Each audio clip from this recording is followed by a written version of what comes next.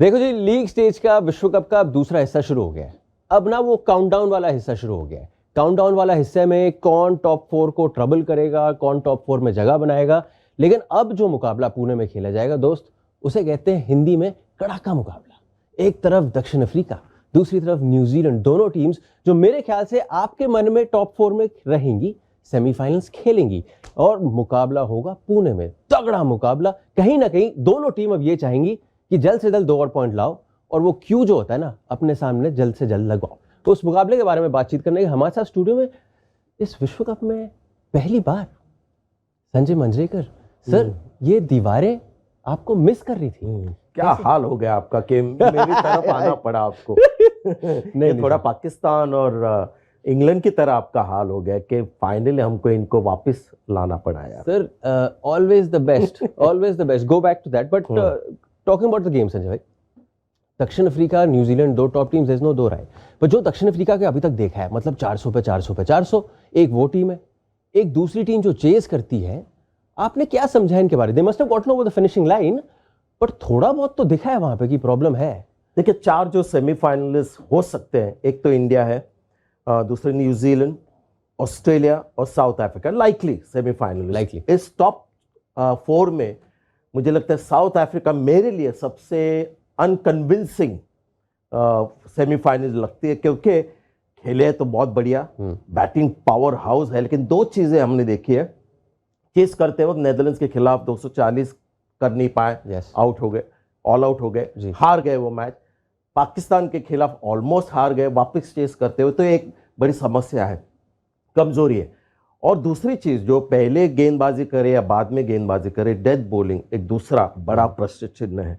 तो सबसे अनकन्विंसिंग जो टीम मुझे लगी है वो है साउथ अफ्रीका। उसके कंपैरिजन में इंडिया, ऑस्ट्रेलिया, न्यूजीलैंड मुझे बेहतर लगती है। सर, प्रॉब्लम है ये तो समझ रहा हूं मैं, पर प्रॉब्लम क्यों है? क्योंकि जब आप पहले बल्लेबाजी कर रहे हो, हम तो कह रहे हैं जी 450, कभी कभी क्या पता कितना मार देंगे। ये फ्लिप ऑफ द स्विच पे ऐसा क्या बदलता है उस लाइनअप में सर? लगता है क्रिकेट जो स्पोर्ट है वो साउथ अफ्रीका के लिए थोड़ा सा टेंशन वाला स्पोर्ट है, क्योंकि ये जो टेम्परामेंट का जो हिस्सा आता है साउथ अफ्रीका को लेकर, वो क्रिकेट में आता है, रग्बी में नहीं।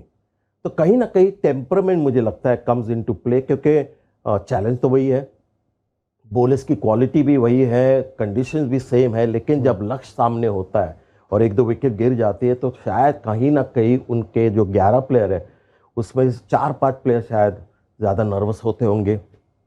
इंडिया के अगर आप प्लेयर देखें तो 11 में से 11 ही are up for the fight. तो कहीं ना कहीं ये टेम्परामेंट का मामला है।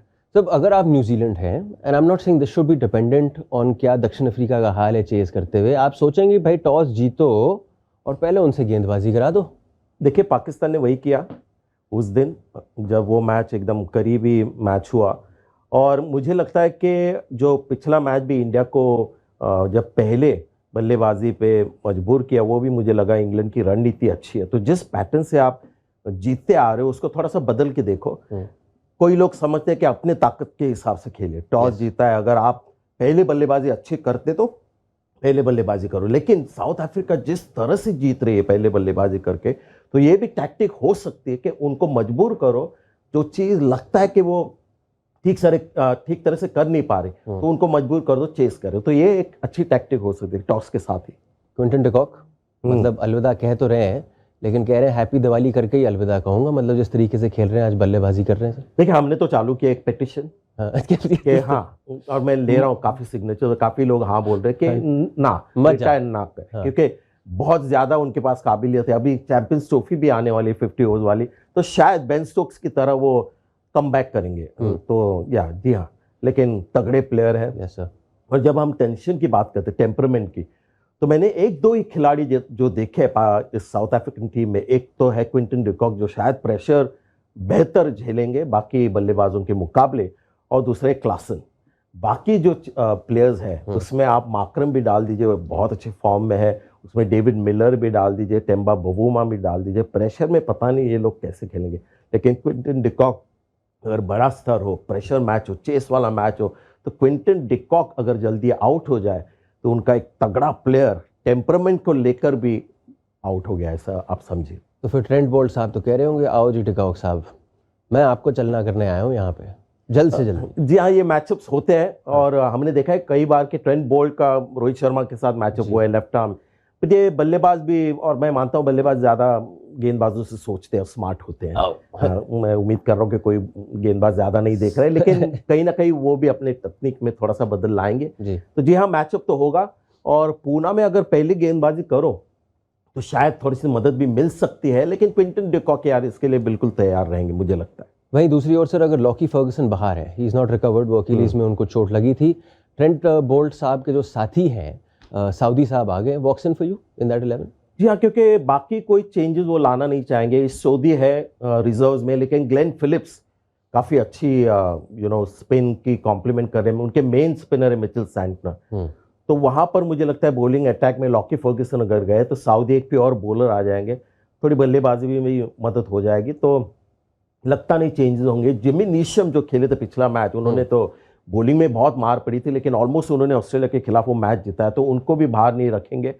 तो एक बहुत ही सिंपल सा चेंज हो सकता है। How do you look at that contribution sir? क्योंकि एक तरफ आप 21-27 रन खा रहे हो, दूसरी तरफ आप 48 रन बना रहे हो, तो कंट्रीब्यूशन कहाँ रहा? मतलब मुझे समझ में नहीं आया, बिकॉज बैलेंस आउट हो जाता है इन अ सेंस।